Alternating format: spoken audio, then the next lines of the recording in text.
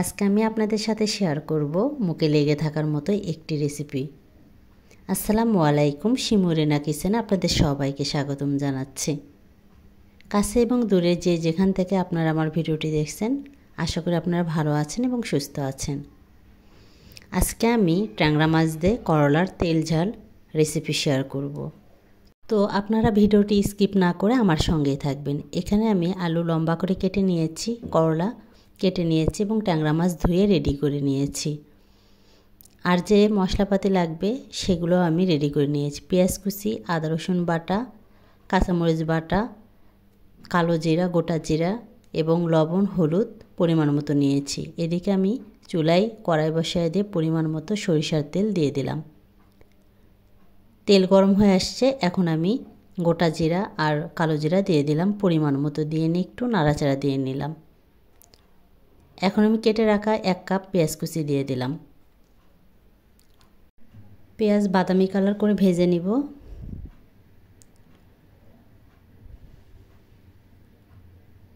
এখন আমি দিয়ে দিচ্ছি আদা রসুন বাটা আর পরিমাণ মতো কাঁচামরিচ বাটা। আর এখন আমি দিয়ে দিচ্ছি পরিমাণ মতো পিঙ্ক সল্ট আর দিয়ে দিলাম হলুদের গুঁড়ো, দিয়ে নিয়ে একটু নাড়াচাড়া দিয়ে নিচ্ছি।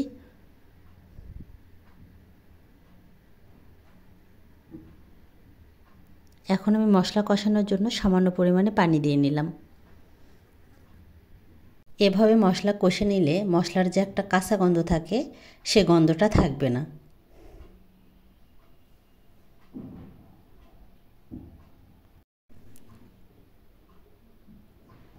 দুই মিনিট পর ফিরে আসলাম।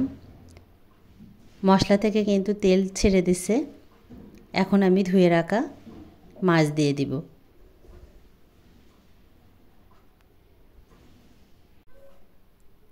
আলতোভাবে ট্যাংরা মাছগুলো নাড়াচাড়া দিয়ে নিচ্ছি, যেহেতু ট্যাংরা মাছ অনেক নরম হয় এজন্য আলতোভাবে নেড়ে চেড়ে দিচ্ছি।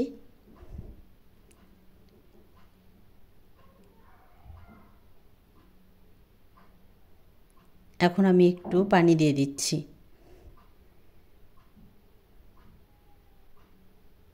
দিয়ে আবারও একটু আলতোভাবে নাড়াচাড়া দিয়ে নিচ্ছি।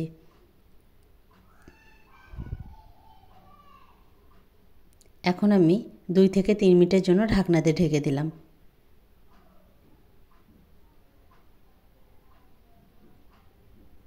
3 মিনিট পর ফিরে আসলাম।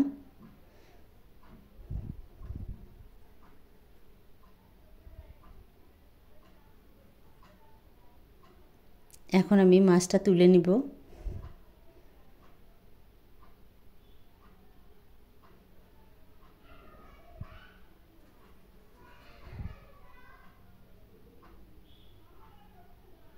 সবগুলো মাছ আমি তুলে নিলাম।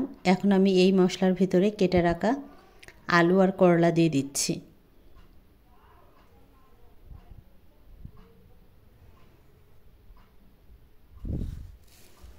করলা কিন্তু আমাদের শরীরের জন্য অনেক উপকারী।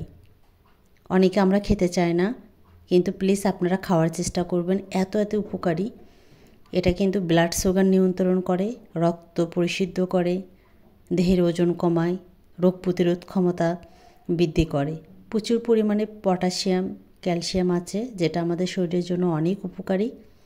এখন আমি করলা আলু সিদ্ধ হওয়ার জন্য পরিমাণ মতো একটু পানি দিয়ে নিলাম। নিয়ে আবার আমি 7 থেকে 8 মিনিটের জন্য ঢাকনা দিয়ে ঢেকে দিলাম। 7 মিনিট পর আমি ফিরে আসছি।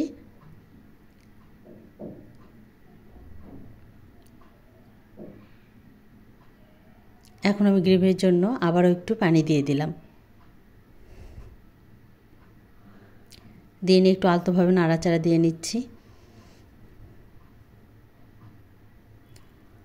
এখন আমি তুলে রাখা মাছ দিয়ে দিচ্ছি।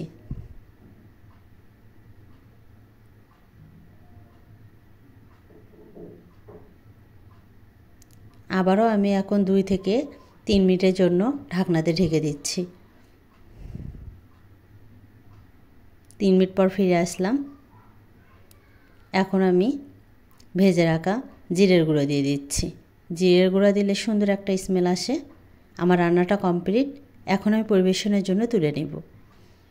আর আপনাদের কাছে আমার এই করলার তেল ঝাল রেসিপি যদি ভালো লেগে থাকে, প্লিজ আপনারা যারা এখনও সাবস্ক্রাইব করেননি সাবস্ক্রাইব করবেন, লাইক কমেন্ট এবং পাশে থাকা বেল বাটন অন করে দিবেন সর্বপ্রথম আমার নোটিফিকেশন পাওয়ার জন্য। আপনাদের সাপোর্ট এবং আপনাদের ভালোবাসায় আমার সব কিছু এবং সামনে এগিয়ে যাওয়া। তো আপনারা সবাই আমাকে বেশি বেশি সাপোর্ট করবেন। আজকের মতো এখানেই বিদায় নিচ্ছি। আপনারা সবাই ভালো থাকবেন, সুস্থ থাকবেন, নিজের প্রতি যত্ন নেবেন। আর আপনারা সবাই আমার পরিবারের জন্য দোয়া করবেন। আল্লাহ হাফেজ।